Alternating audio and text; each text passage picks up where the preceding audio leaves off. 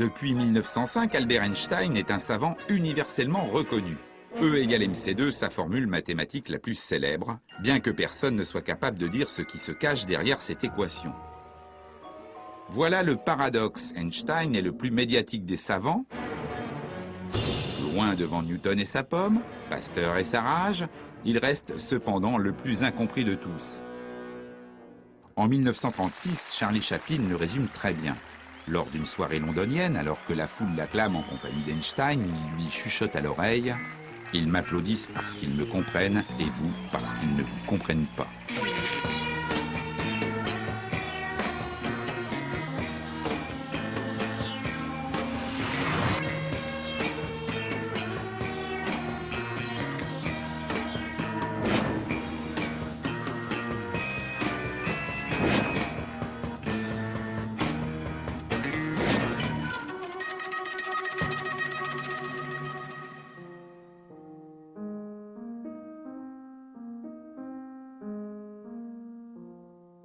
Albert Einstein est né le 14 mars 1879 en Allemagne, à Ulm. Une ville insignifiante dans sa vie puisqu'un an après sa naissance, Hermann et Pauline, ses parents, s'installent à Munich. Les affaires du père imposent cette décision. L'usine électrochimique Einstein va désormais pouvoir prospérer dans cette grande ville de l'Allemagne du Sud. Le destin du fils est tout tracé, il sera ingénieur et reprendra plus tard l'entreprise familiale. En attendant, Albert apprend péniblement à parler, il n'est pas en avance pour son âge.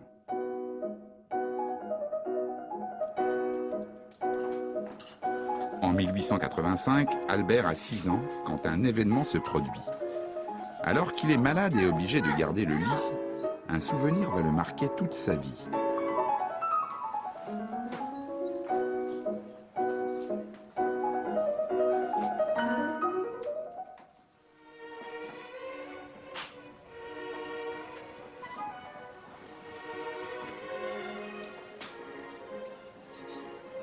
Hermann, attristé de voir son fils alité, lui offre une boussole pour le consoler. Pour l'enfant, l'objet est magique. Cette aiguille aimantée, direction quelle que soit l'orientation de la boussole, l'impressionne.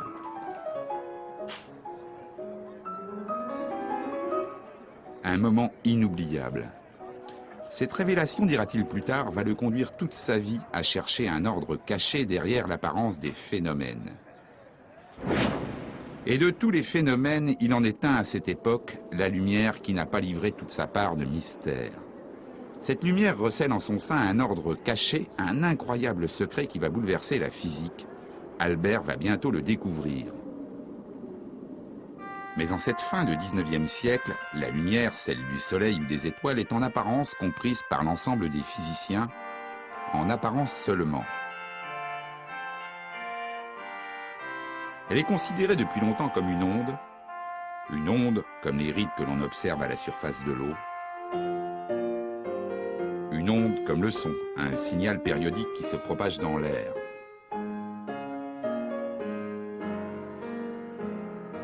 Pourtant, si nous faisons disparaître l'air pour créer le vide dans cette pièce, le son disparaît, la lumière, elle, continue de se propager. Le son qui est une onde ne se propage pas dans le vide, la lumière si. Un paradoxe avec lequel les physiciens du 19e siècle s'accommodent sans trop de difficultés. Pour que la lumière traverse le vide de l'espace, les physiciens ont recours à un artifice. Ils imaginent qu'il existe une substance immatérielle pour véhiculer la lumière. Ce concept ainsi créé s'appelle l'éther. L'éther assure la propagation de la lumière et lui sert de support dans le vide, exactement comme l'eau supporte les rides qui se propagent dessus. Notre planète le traverse comme un navire l'océan. À cette époque, le principe de l'éther est accepté par la plupart des physiciens.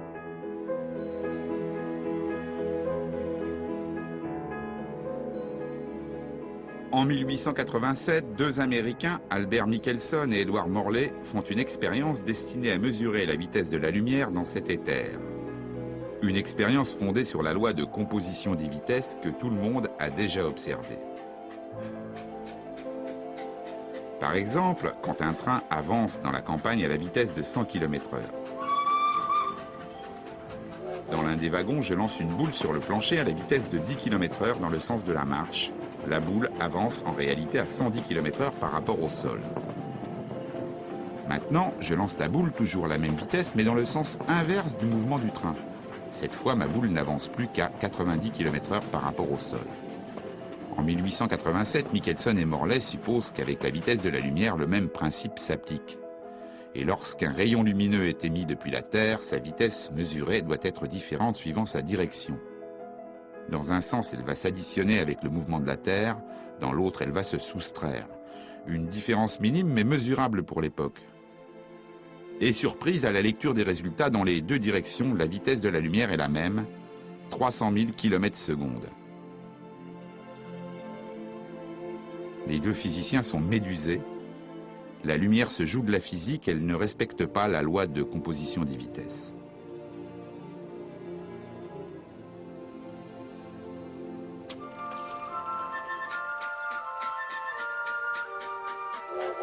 Un train avance dans la montagne italienne. Depuis le départ de Munich, il s'est écoulé 9 heures. C'est un long voyage pour l'époque, mais Albert est un habitué. Il guette avec impatience l'arrivée prochaine du train en gare de Milan.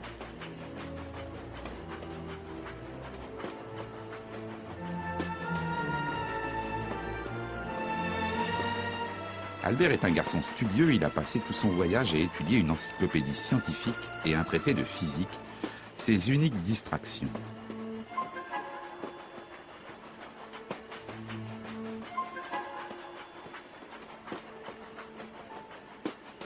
Qu'est-ce que ce garçon de 15 ans fait seul dans le rapide Munich-Milan?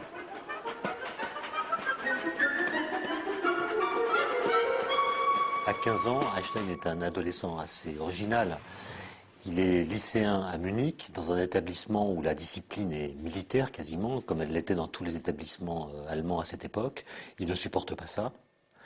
Il a des dons en mathématiques et en physique. Il se pose des questions qui sont en avance sur son âge et peut-être même en avance sur la formation de ses professeurs. Einstein, lui, il acquiert assez rapidement un niveau, notamment parce qu'il se forme tout seul en lisant les textes des plus grands physiciens de l'époque, notamment dans le domaine de l'électromagnétisme, Maxwell, Hertz et quelques autres. Et donc il a une espèce d'indépendance d'esprit, y compris dans les matières qu'on lui enseigne, qui le rend différent de tous ses camarades. En revanche, dans d'autres disciplines qui l'intéressent moins, les langues anciennes, qu'il rechigne à apprendre par cœur, et quelques autres, il se révèle plutôt un élève médiocre. Ses rapports s'enveniment avec ses professeurs. Lors d'un cours de grec, il s'entend dire « Einstein, vous n'arriverez jamais à rien ». C'est la goutte d'eau qui fait déborder le vase. Il décide de plaquer le gymnasium de Munich pour rejoindre ses parents, établis maintenant à Milan. Pour pouvoir quitter le lycée, il va solliciter l'aide d'un médecin qui lui fait un certificat déclarant que le jeune Einstein est en dépression nerveuse, en neurasthénie. Et c'est ce qui lui permet de quitter sans trop de dommages le lycée de Munich et de rejoindre ses parents, qui sont catastrophés de le voir arriver. Il a interrompu ses études, il n'a pas le bac, il ne peut pas rentrer à l'université alors qu'il prétend vouloir devenir scientifique. En cette fin de 19e siècle, la lumière, toujours elle, joue un tour de plus aux physiciens.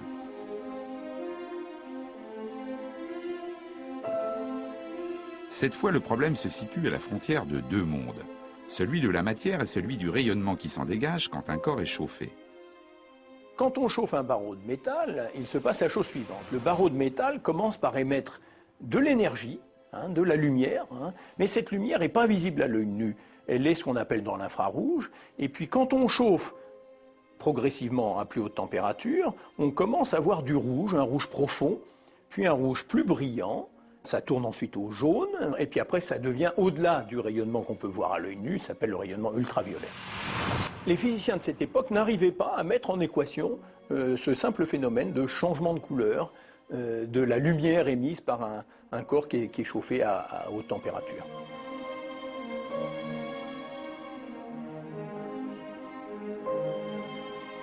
Impossible de trouver la formule mathématique qui explique ce changement de couleur. Un véritable casse-tête que les physiciens appellent l'énigme du corps noir. Qui trouvera la solution? À cet instant, Einstein ne s'en soucie pas. Il musarde dans la campagne italienne et découvre avec bonheur le goût d'une liberté nouvelle.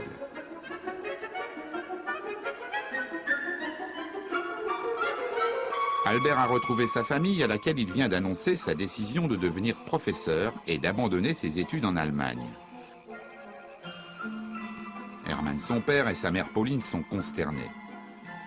Les mauvaises nouvelles s'enchaînent, les affaires du père qui dirige une fabrique d'appareils électriques en Italie périclitent.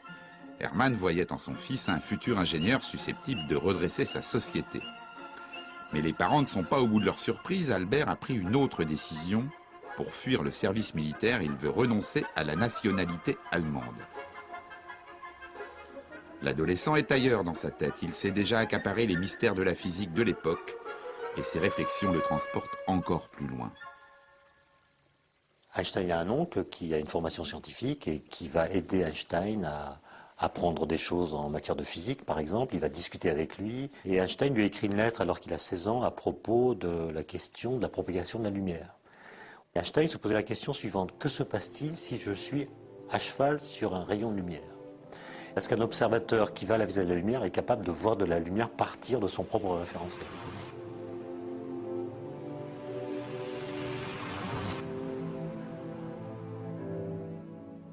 Quand Einstein retrouve ses parents, il n'a donc pas son bac. Il a montré son allergie au système des lycées allemands, ce qui ne veut pas dire qu'il a renoncé à devenir scientifique. Et donc, il va pouvoir se présenter à une école à Zurich qui s'appelle le Polytechnicum, dans laquelle on peut déposer une candidature sans avoir son bac préalablement. Et Einstein se présente une première fois, il est recalé parce qu'il est trop jeune, il n'a pas tout à fait le niveau, mais les examinateurs voient qu'il s'agit de quelqu'un d'exceptionnel et l'incitent à se représenter l'année suivante. Et là, il va passer une année dans un lycée à Aarau pour se former et pouvoir se présenter une deuxième fois avec succès au Polytechnicum. L'entrée du Poly ouvre à Albert les portes du monde scientifique, ce monde triomphant qui a constitué la physique tout au long du XIXe siècle.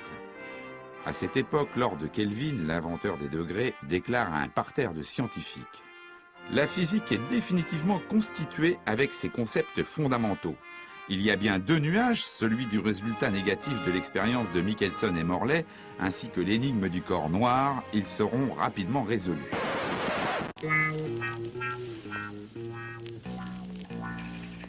Lord Kelvin ne se doute pas que les deux nuages vont obscurcir rapidement l'horizon de la physique. Albert Einstein, après avoir changé de nationalité pour fuir le service militaire imposé en Allemagne, intègre le Polytechnicum de Zurich.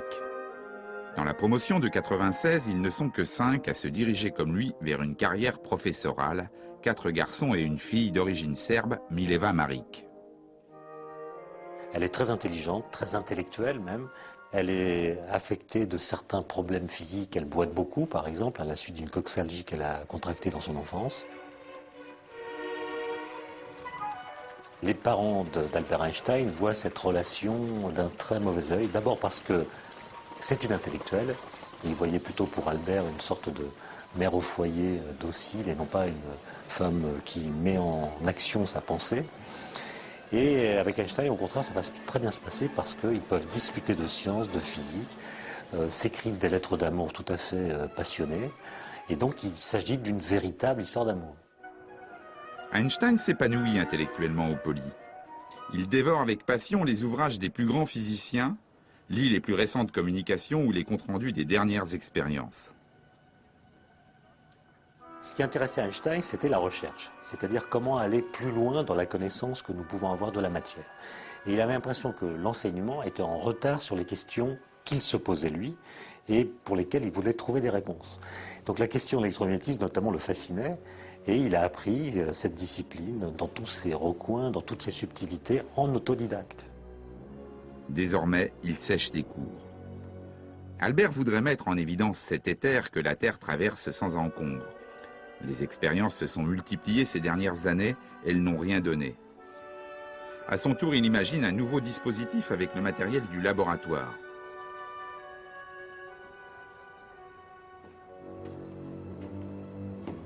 Le professeur Weber stoppe net sa fièvre expérimentale et finit par lui lancer à la figure: « Vous êtes un brillant sujet, Einstein, mais vous n'avez qu'un défaut, vous n'acceptez pas le moindre avis, pas le moindre avis. » Albert se fiche pas mal de ce que Weber peut lui dire, il est sur une autre planète. En physique, il dépasse le niveau de son professeur et avec Mileva, il file le plus parfait amour. À la fin des 4 années qu'il passe au Polytechnicum, Einstein obtient son diplôme avec des notes plus qu'honorables. Mileva, en revanche, échoue. Einstein essaie de trouver un poste universitaire, n'y parvient pas, notamment du fait que Weber a écrit des lettres très négatives à son propos. Et contrairement à ses camarades, qui étaient parfois moins bien classés que lui, il n'obtient pas ce poste universitaire qu'il désirait pourtant avec une ardeur plus grande que ses collègues. Il voulait faire de la recherche, il avait besoin pour ça d'avoir un poste universitaire. Et il n'a rien. Le 14 décembre 1900, Max Planck, grand physicien allemand, apporte la solution à l'énigme du corps noir. C'est une grande victoire. La formule fonctionne, elle décrit parfaitement la lumière qu'émet un corps en fonction de sa température.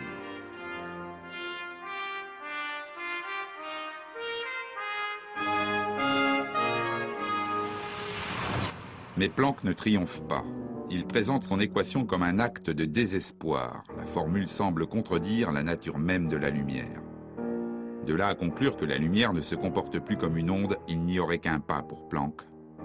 Max Planck ne le franchit pas, il n'y voit qu'une bizarrerie mathématique.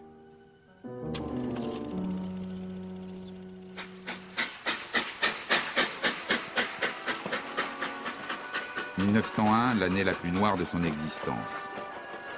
Toutes les démarches d'Einstein pour trouver un emploi se soldent par des échecs.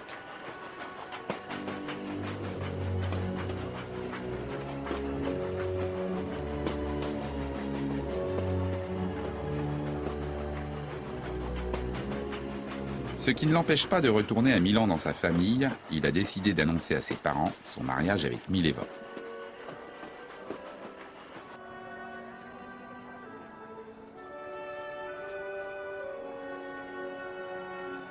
Pauline Einstein s'y oppose. L'annonce de cette possible union la met hors d'elle. Mileva n'a pas les qualités requises pour épouser Albert. De plus, elle n'est pas de confession juive. Albert doit renoncer à ce mariage. Mileva, qui avait échoué au concours de sortie du Polytechnicum, a redoublé. Elle est enceinte. Et elle part accoucher dans sa famille, très loin d'Einstein, d'une petite fille qui s'appelle Liesel, dont on a perdu la trace. On ne sait pas si elle est morte, si elle a été confiée à l'assistance publique ou si c'est encore une autre hypothèse qu'il faut choisir. Il essaie malgré tout d'avoir une activité de recherche. Il écrit notamment son premier article sur la capillarité, qu'il envoie à la revue Annalen der Physik, la grande revue allemande de l'époque. Et à sa grande joie, son article va être publié. L'effet de capillarité se produit lorsque l'on plonge un tube étroit dans une solution. Le liquide s'élève le long des parois. C'est le même phénomène qui fait monter la sève dans les plantes ou incurve la surface d'une solution dans une éprouvette. Alors, en 1901, Einstein s'intéresse à la capillarité. Alors, la capillarité, c'est le fait que l'eau monte ou un liquide monte. Par exemple, ici, il y a un ménisque, ça veut dire que sur les bords, ça monte. Alors, la question, c'est pourquoi ça monte? Si ça monte, c'est nécessairement qu'il y ait une force qui tire l'eau vers le haut, parce que sinon, ça ne monterait pas. Bon. Alors, à l'époque, les chimistes refusent l'idée de molécules. C'est une hypothèse, ça n'a pas le droit de citer en science. Einstein, lui, fait quelque chose d'audacieux, selon une certaine tradition en physique. Il considère que là-dedans, il y a des molécules, il admet qu'il y a des trucs, des petites billes, et que ces petites billes peuvent s'attirer par une force centrale. Donc évidemment, si elles sont attirées par le verre, elles vont attirer la voisine, qui va attirer la voisine, qui va attirer la voisine, et évidemment, la force décroît. Mais dire ça s'attire, c'est pas de la science, ça c'est de la poésie. Hein. La science, Galilée l'a écrit, c'est le langage du monde est écrit en mathématiques. Donc il faut calculer. Or Einstein, à ce moment-là, n'a pas de laboratoire. Qu'est-ce qu'il peut faire? Il peut faire la physique théorique, ça veut dire précisément calculer. Einstein arrive à trouver une forme, qui est la forme de ce ménisque. Donc il arrive à trouver une loi de la capillarité. Et c'est ça son premier article. Une parution qui n'offre pas plus de travail à Einstein. Il est toujours au chômage. Le 11 décembre, il lit dans un journal suisse une petite annonce dans laquelle un poste au bureau fédéral de la propriété intellectuelle à Berne est déclaré vacant pour un poste d'expert de 2e classe. Alors Einstein obtient un entretien après avoir écrit une lettre dans laquelle il manifeste sa candidature. Et au bout d'un entretien de quelques heures, il est accepté comme expert de 3e classe par le directeur. Et il commencera son travail quelques mois plus tard, au mois de juin 1902. Un télégramme pour monsieur le directeur, attention. En 1902, voilà Einstein, expert technique de 3e classe au bureau de la propriété intellectuelle de Berne. Cet emploi apporte à Albert un temps libre pour ses précieuses recherches. Il organise sa nouvelle vie, sciences appliquées aux heures de bureau, sciences fondamentales le reste du temps. Einstein s'épanouit intellectuellement au bureau fédéral de la propriété intellectuelle. Il a de bonnes relations avec ses collègues, de bonnes relations avec son directeur. Et ses compétences en électromagnétisme font merveille. C'est pendant cette période-là que les grandes questions qu'il se pose depuis l'enfance et l'adolescence vont se solidifier, s'argumenter et aboutir aux grandes révolutions qu'il va mettre en scène en 1905. Il dira plus tard que ça a été une aubaine pour lui que de pouvoir travailler dans ce bureau fédéral de la propriété intellectuelle.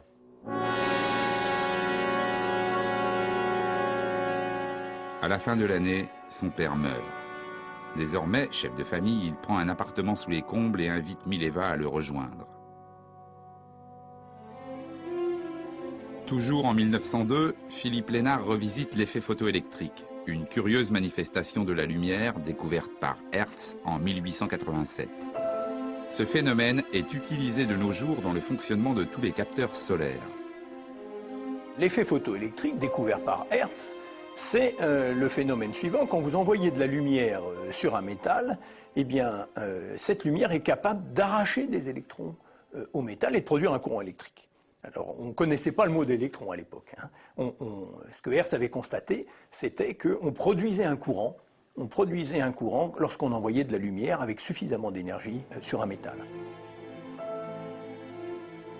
Philippe Lénard, en 1902, il apporte une avancée très importante qui est la suivante. Il constate qu'avec de la lumière rouge,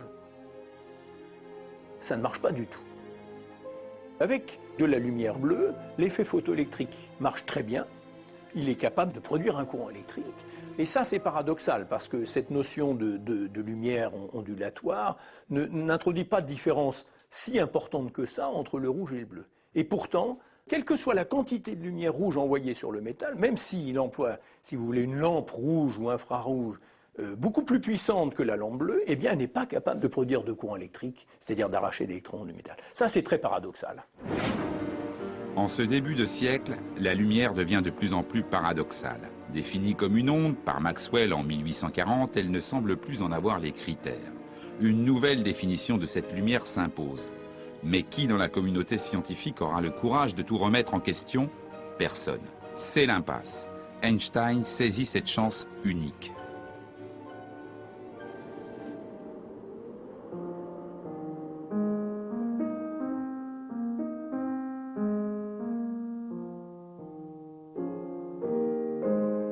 Au début de l'année 1903, Albert, contre l'avis de sa mère, épouse enfin Mileva.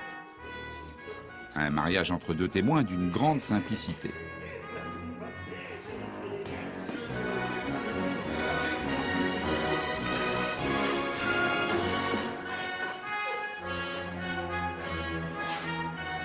Animé d'une étourderie sans limite, le jeune marié oublie la clé du domicile conjugal le jour de ses noces.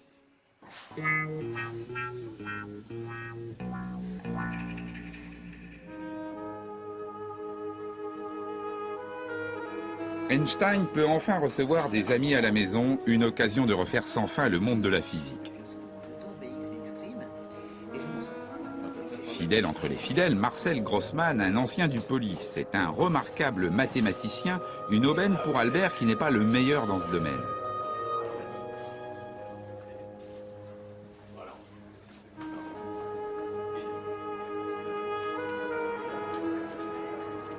Parmi les habitués de la maison Einstein, il y a Maurice Solovin, un philosophe. Les échanges avec lui sont essentiels pour Einstein, dont l'intuition a toujours reposé sur la métaphysique. Autre grand ami, l'ingénieur italien Michele Besso, un aîné du Poli qui est sorti 5 ans avant Einstein avec des notes éblouissantes. Depuis, ils entretiennent des discussions sans fin sur les grands principes de la physique.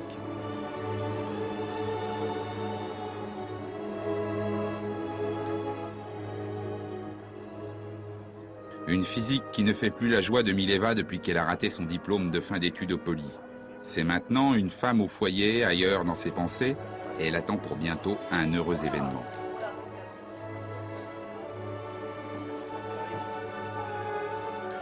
Dernier ami de ce petit cercle, Konrad Habicht, un ancien du collège de Munich. Habicht prépare à Berne son professorat de mathématiques.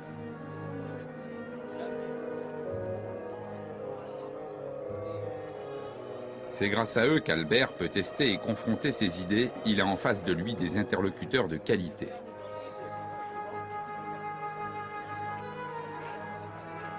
Et avec son détachement habituel, il reçoit tout le monde en pantoufles. Ensemble, ils ont formé l'Académie Olympia, un club de réflexion.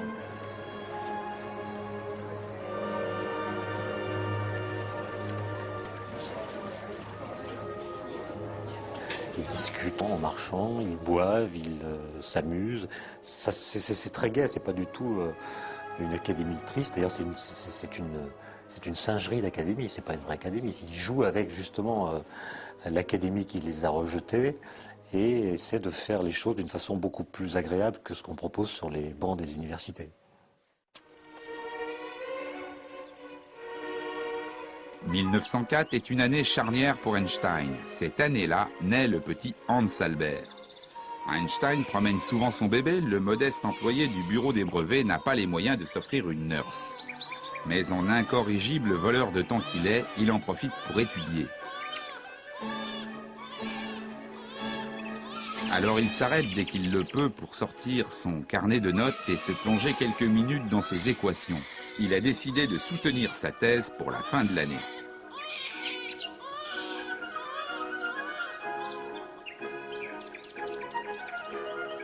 Une autre bonne nouvelle, Michele Besso, son ami mathématicien, est engagé au bureau de la propriété intellectuelle. Une aubaine pour Albert. Besso, pour Einstein, c'est quelqu'un de très important. Il dit de lui qu'il est le plus grand catalyseur intellectuel de toute l'Europe. Autrement dit, Einstein va utiliser Besso comme un tennisman utilise un mur qui renvoie les balles. Il va éprouver sur lui tous les arguments, toutes les idées qui lui viennent à propos des questions qui le préoccupent à l'époque. Et Michele Besso sera d'ailleurs la seule personne qu'Einstein remerciera dans l'un de ses articles de 1905, le plus important, celui sur la relativité. 1905, la révolution est en marche. Au tout début de l'année, Einstein soutient sa thèse de doctorat à l'université de Zurich. Elle est intitulée « Une nouvelle détermination de la taille des molécules ». C'est paradoxalement en réfléchissant à la nature de la lumière qu'Einstein a résolu une grande énigme de la physique que l'on appelle le mouvement brownien.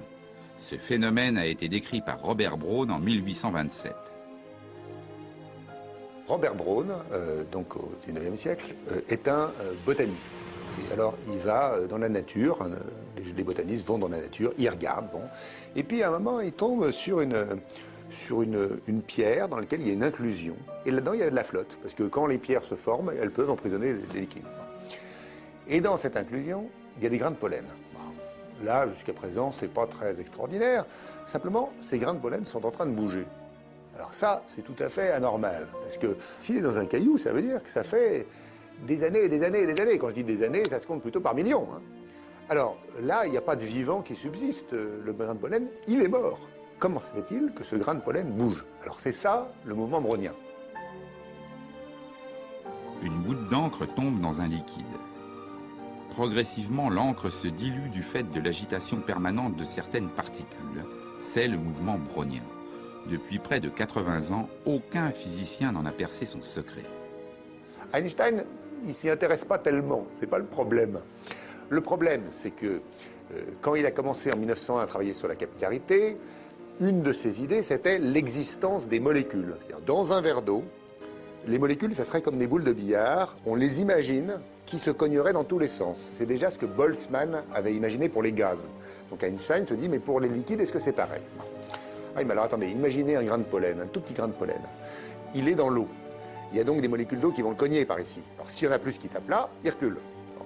Puis au moment d'après, s'il y en a plus qui tapent là, il avance comme ça, pong, pong, pong, pong, pong, pong. Ça fait une sorte de zigzag. Et ce zigzag, c'est ça le mouvement brownien. Alors, il se trouve que le calcul d'Einstein permet de décrire ce mouvement. et il arrive comme ça à une prévision de la taille des molécules.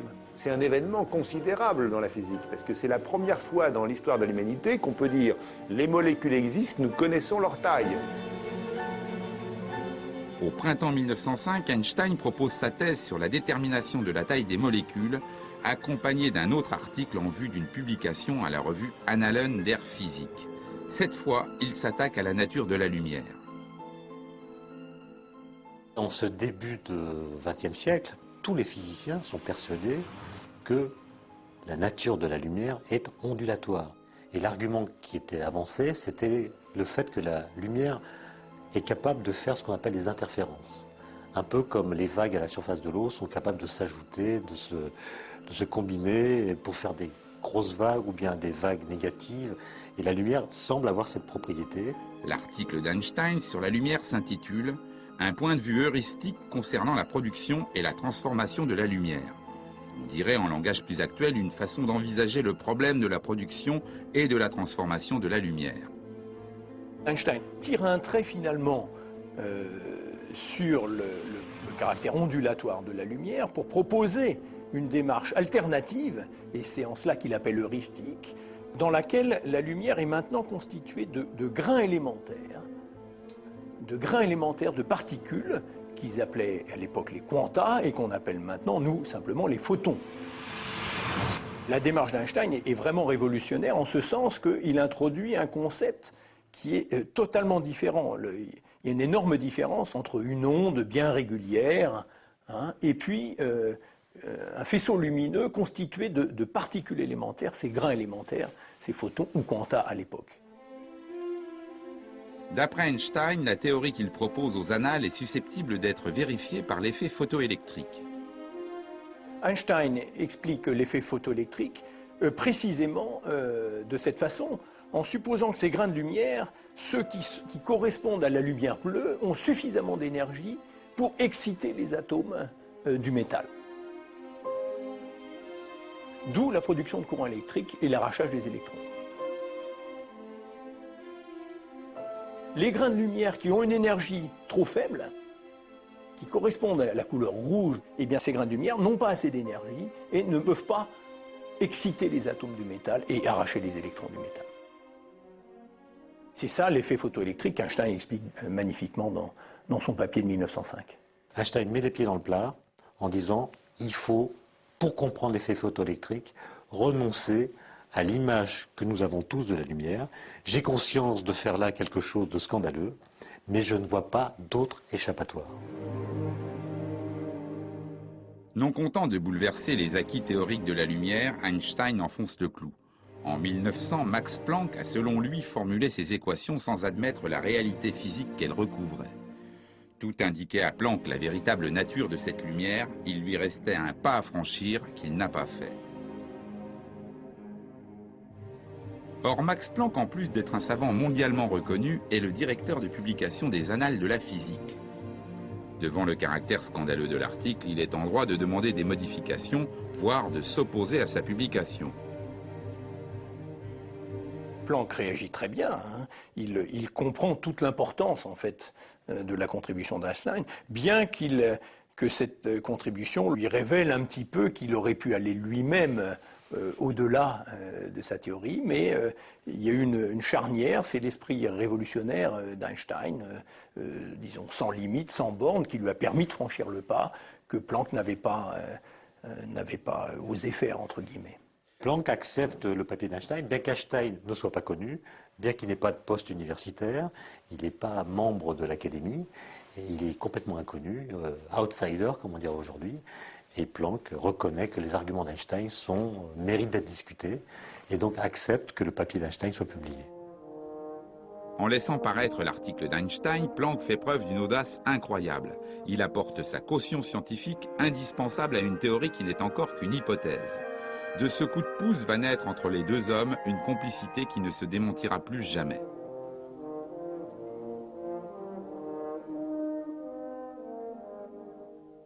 Ces deux premières découvertes fondamentales nous laissent entrevoir la manière de penser d'Einstein.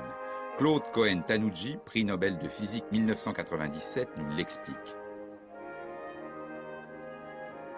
Le mot génie à son sujet n'est pas exagéré. C'est quelqu'un qui avait une capacité intellectuelle, une capacité d'abstraction et de compréhension qui était tout à fait exceptionnelle. Quand il a chapeauté une théorie ou un schéma explicatif, il imaginait de ce qu'on appelle des expériences de pensée.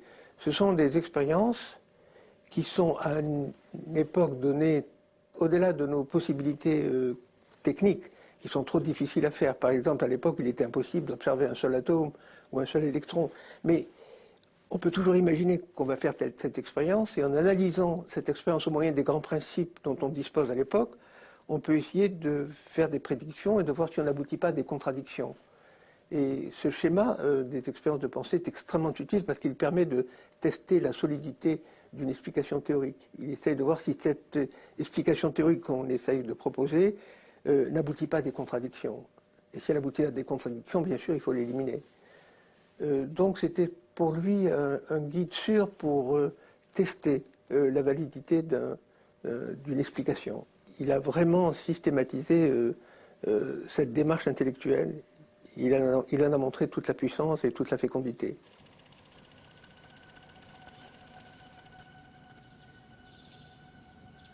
Mai 1905, Einstein écrit à son ami Konrad Habicht. La lettre commence comme cela. « Que faites-vous donc, espèce de baleine congelée? Morceau d'âme fumée, séchée et mise en conserve ou je ne sais quoi d'autre encore? Pourquoi ne m'avez-vous pas fait parvenir votre thèse? Je vous promets en échange 4 de mes travaux. Le premier traite de la nature de la lumière, il est très révolutionnaire. Le second de l'explication du mouvement brownien, le troisième parle de la taille et de l'existence des atomes. Enfin, le quatrième est disponible sous forme de brouillon. Il traite d'une électrodynamique des corps en mouvement, établie à l'aide d'une modification de la théorie de l'espace et du temps. » Einstein est quelqu'un qui a de l'humour, notamment quand il s'adresse à ses collègues de l'Académie Olympia. Donc il écrit une lettre à Habicht pleine d'humour, où il utilise des termes assez étranges pour qualifier son camarade. Et il lui annonce qu'il est en train d'écrire des articles révolutionnaires, il le dit lui-même, il a conscience que des choses importantes vont se passer. Il va formuler une nouvelle théorie de l'espace et du temps. Cette nouvelle théorie paraît en juin 1905, c'est l'article le plus important des 4. On a coutume de l'appeler la théorie de la relativité restreinte. Dans cet article, Einstein proclame la mort de l'éther, ce milieu inventé par les physiciens du 19e siècle et censé vibrer au passage de la lumière. Il démontre que la lumière, par sa nature électromagnétique, se propage dans le vide de l'univers sans l'aide d'aucun support.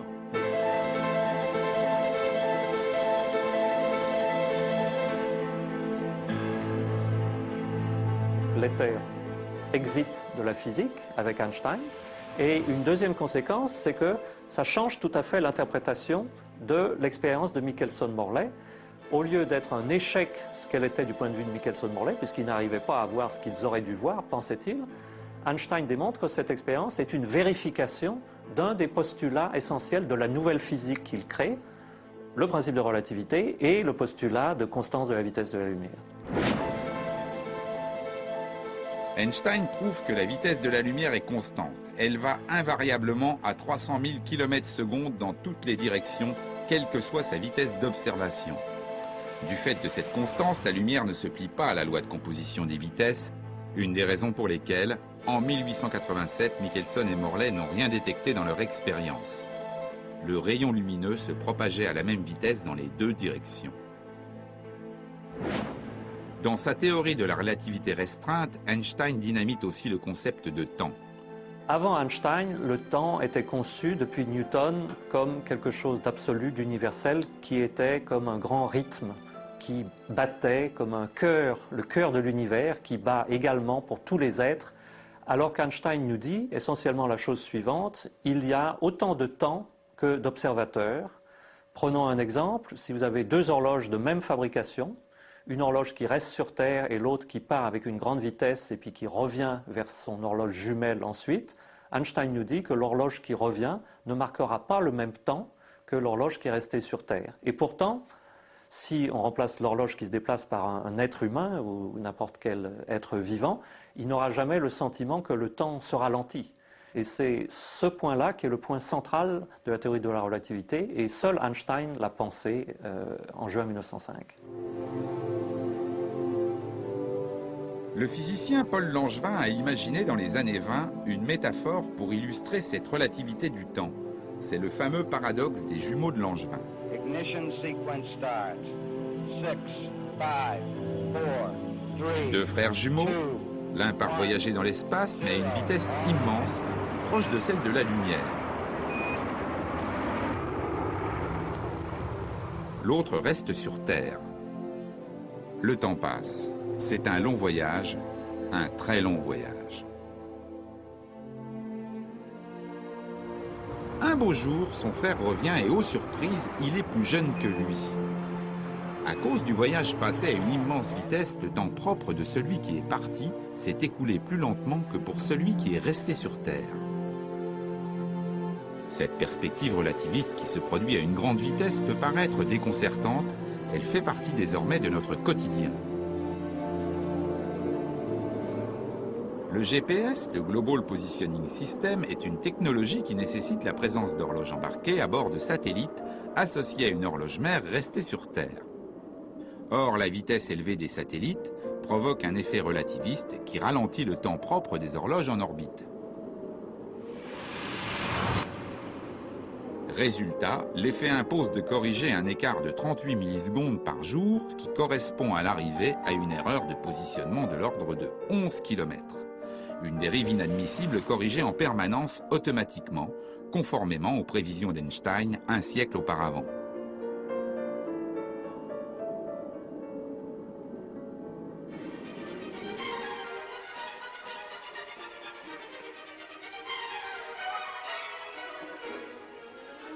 En 1905, Einstein a rédigé ses 4 articles en l'espace de 6 mois.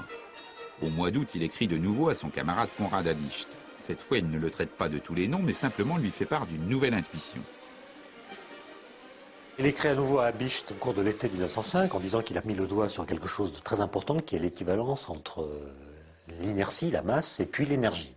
Ce qui va devenir la grande formule E égale mc2. Et ce résultat E égale mc2 est une conséquence directe qu'il n'avait pas aperçue immédiatement de son article de juin 1905. Donc c'est une conséquence de la théorie de la relativité. Et c'est l'idée que, finalement, quand un corps massif émet ou absorbe de l'énergie, sa masse est modifiée. Pendant des siècles, et en particulier avec Lavoisier, on identifiait la masse avec ce qui était permanent dans la matière. Lavoisier disait « rien ne se perd, rien ne se crée », et Einstein ne nous dit pas du tout, c'est parce que les mesures de Lavoisier n'étaient pas assez précises.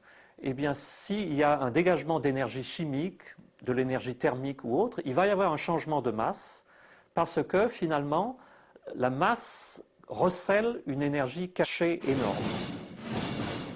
Comment interpréter cette équation E égale mc2 publiée aux Annales en septembre 1905 ? Que de l'énergie qui s'exprime en joules est égale à la masse en grammes multipliée par le carré de la vitesse de la lumière. Jusque-là, tout va bien. Dans cette formule, la vitesse de la lumière s'exprime en mètres par seconde.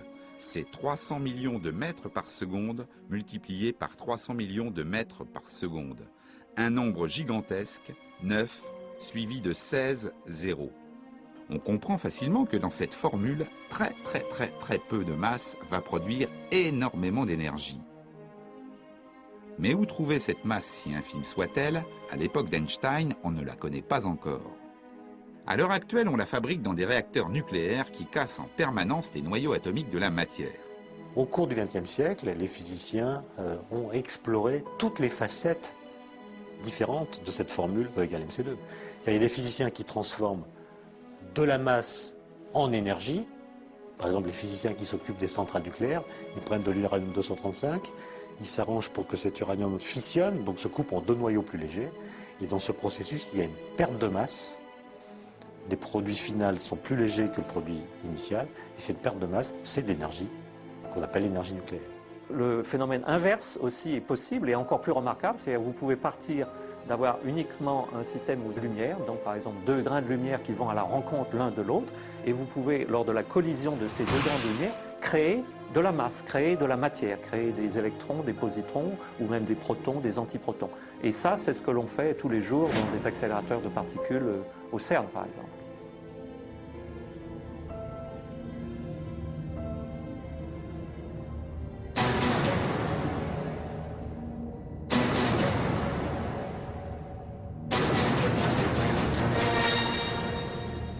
Vous êtes-vous posé la question de savoir pourquoi le Soleil brille depuis si longtemps et qu'il n'est pas prêt de s'éteindre?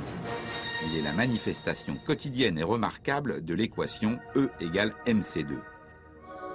Le fait que le Soleil envoie à l'extérieur sans arrêt de l'énergie, sous forme d'énergie lumineuse et de chaleur, qu'il fait ça depuis 5 milliards d'années et que probablement il va encore émettre de l'énergie au même taux à peu près pendant encore 5 milliards d'années, repose en fait sur cette relation E égale mc2.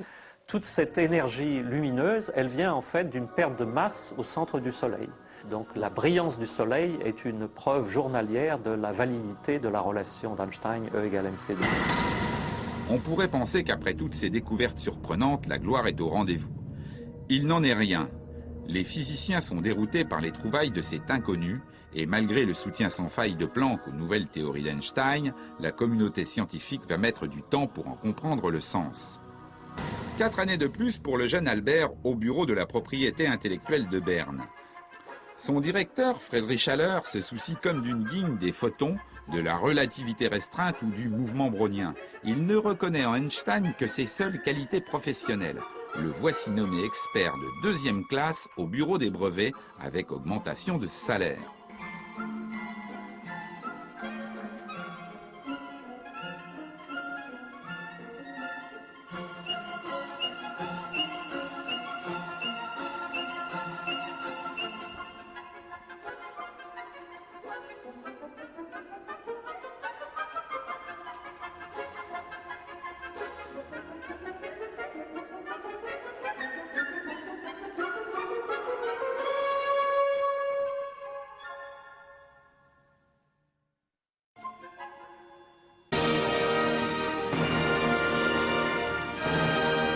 La célébrité n'arrive qu'en 1909. Einstein est invité en grande pompe aux cérémonies qui marquent les 350 ans de l'Université de Genève. L'occasion de côtoyer enfin le gratin de la physique.